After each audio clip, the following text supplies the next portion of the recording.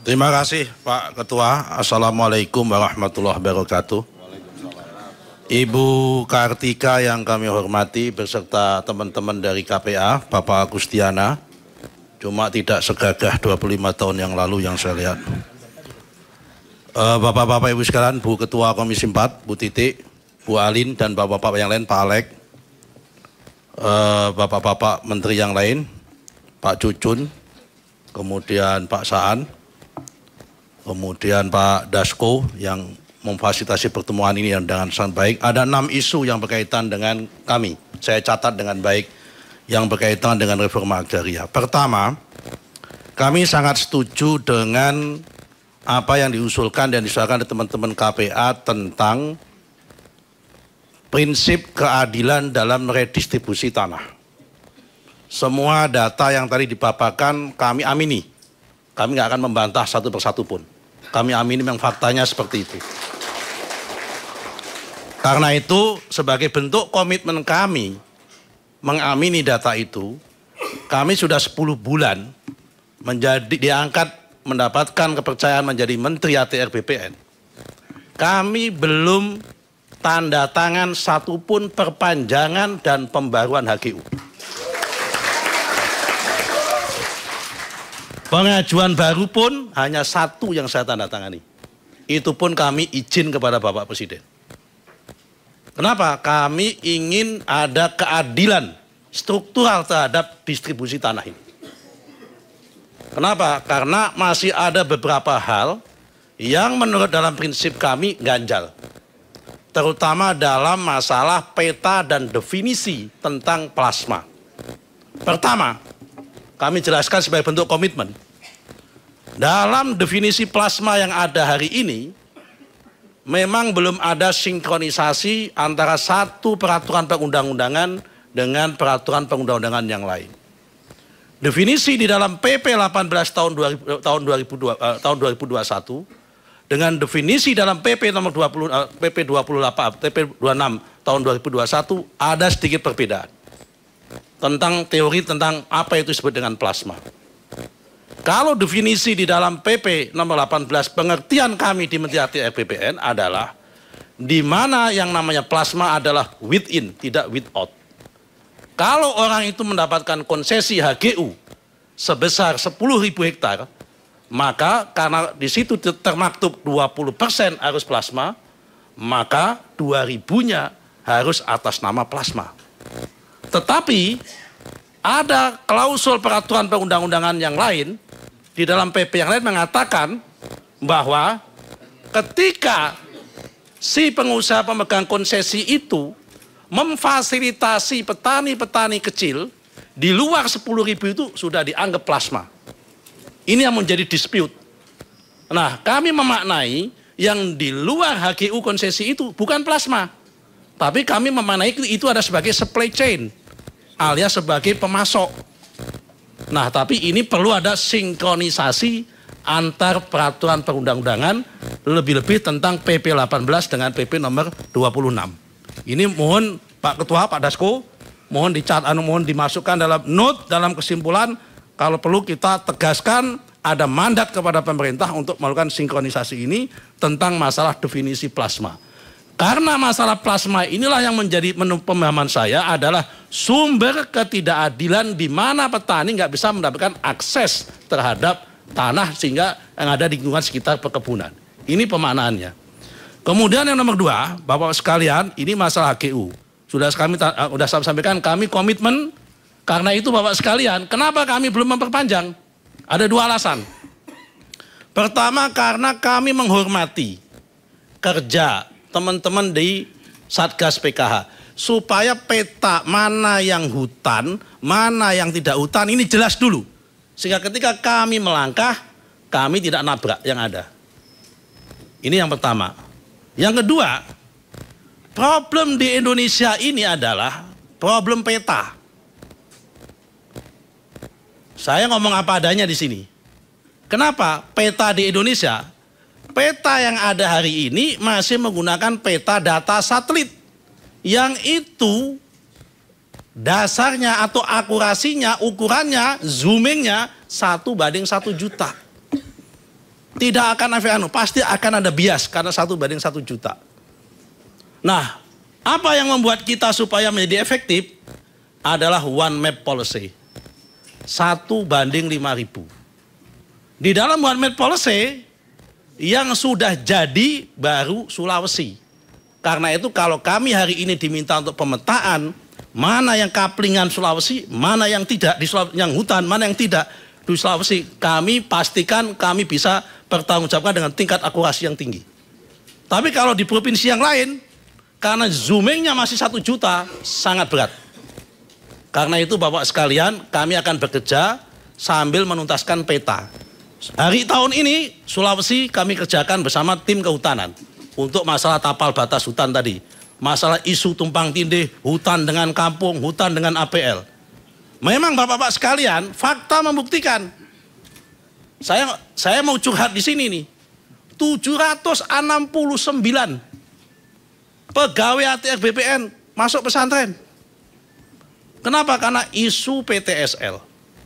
Kenapa isu PTSL? Hutan disertifikatkan.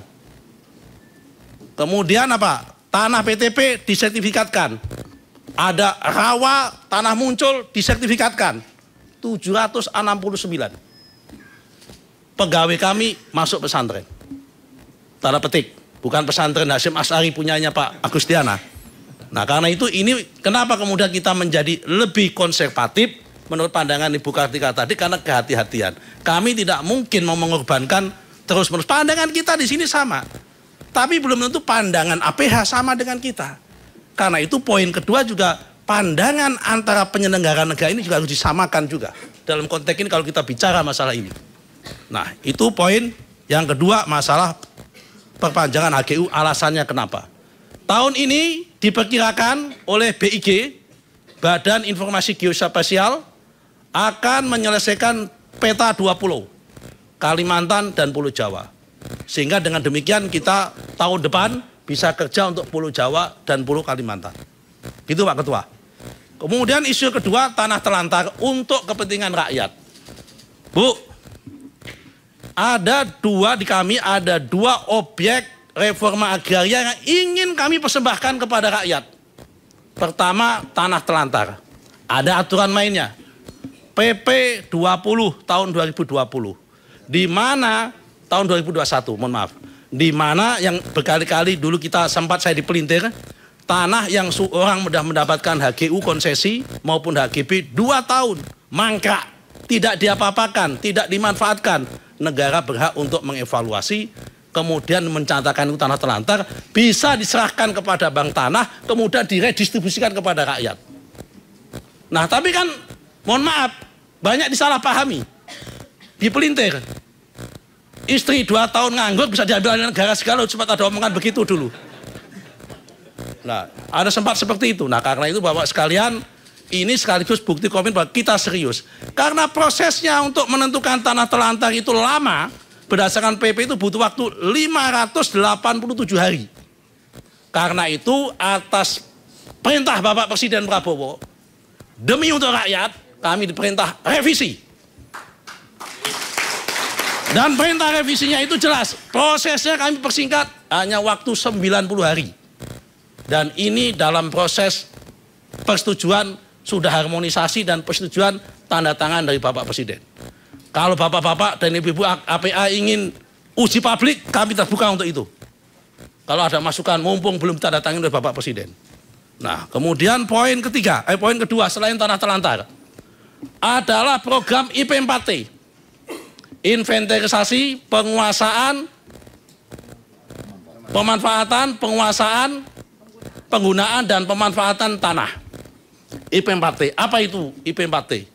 IP4T itu adalah HGU, HGB, sudah habis masa konsesinya, tidak diperpanjang, maka ini ada 4 hal.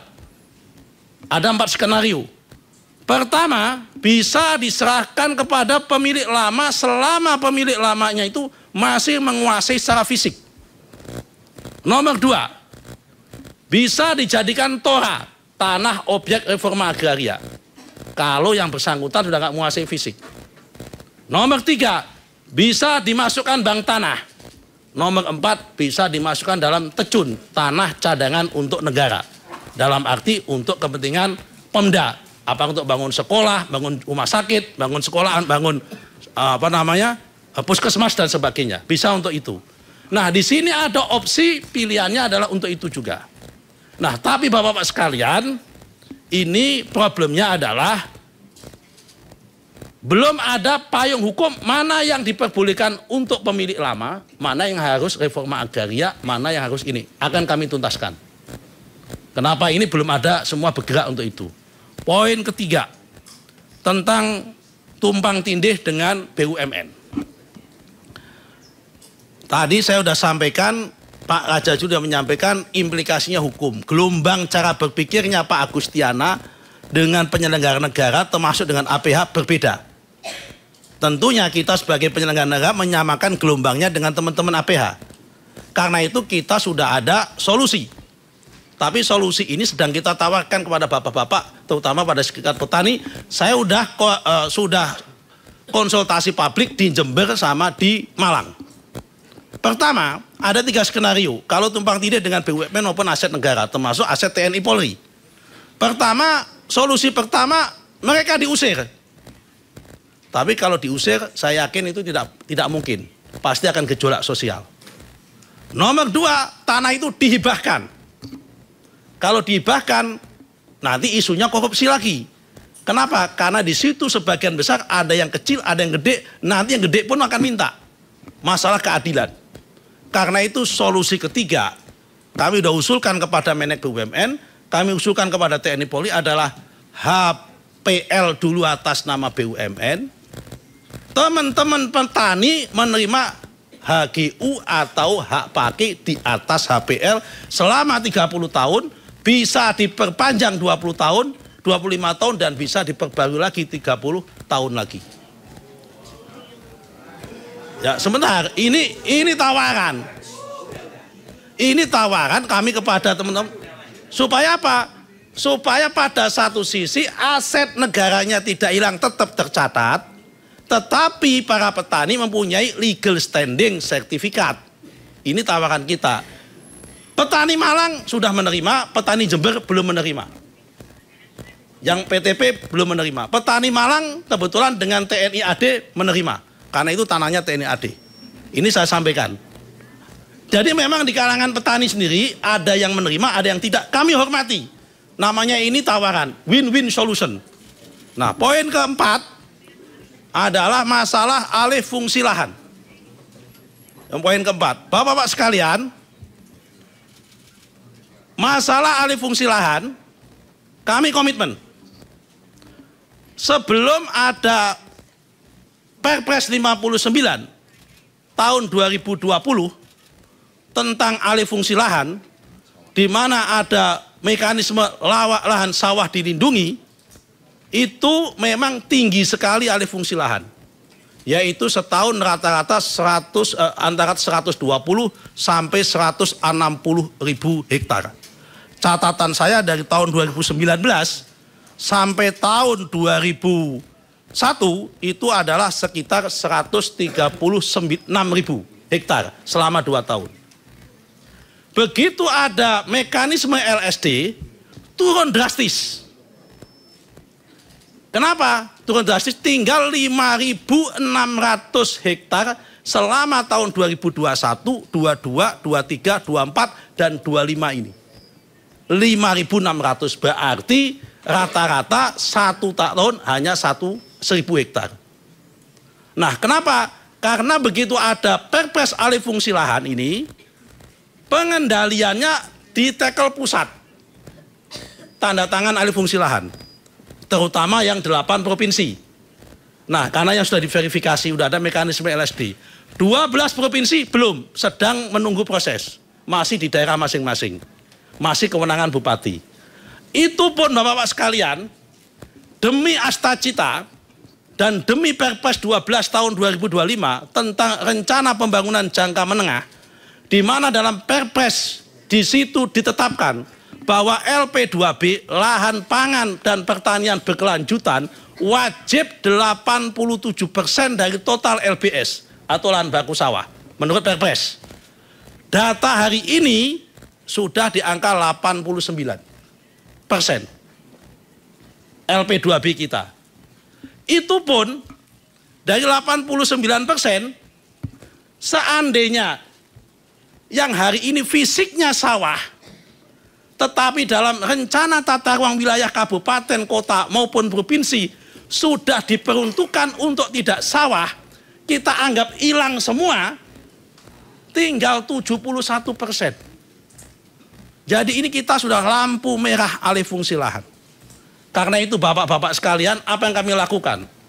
Mulai bulan ini kami sudah teken surat kepada semua bupati se-Indonesia, izin Pak Dasko, kami moratorium alih fungsi lahan yang fisiknya sawah meskipun tata ruangnya sudah tidak lagi digunakan untuk sawah.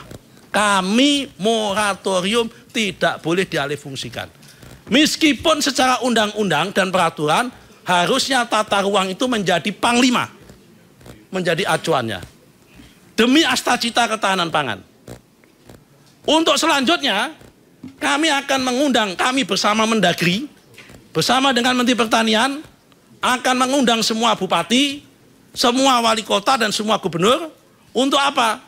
Untuk menyesuaikan dan mengubah RT RW-nya yang hari ini fisiknya masih sawah, tetapi di dalam RT RW sebelumnya sudah digunakan untuk tidak sawah.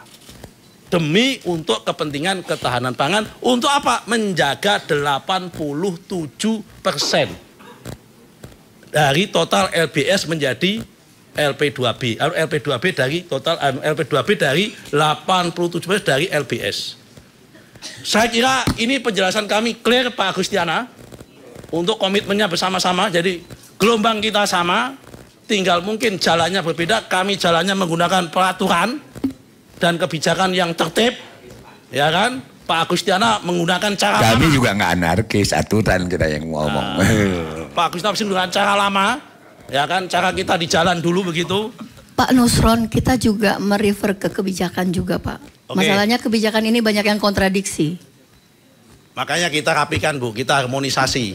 Ya kan tadi saya akui juga soal plasma kan ada kontradiksi tadi. Makanya kita rapiin, kita harmonisasi dulu Bu. Yang terakhir soal kelembagaan, kalau memang mau direvisi Perpres 62 tentang GTRA, kami juga setuju saja. Tinggal bagaimana kelembagaan apa nanti yang ditunjuk untuk menjadi lead-nya dan koordinatornya kami serahkan sepenuhnya nanti. Biar akan diatur. Saya kira itu jelas dari kami. Terima kasih Pak Ketua. Assalamualaikum warahmatullahi wabarakatuh.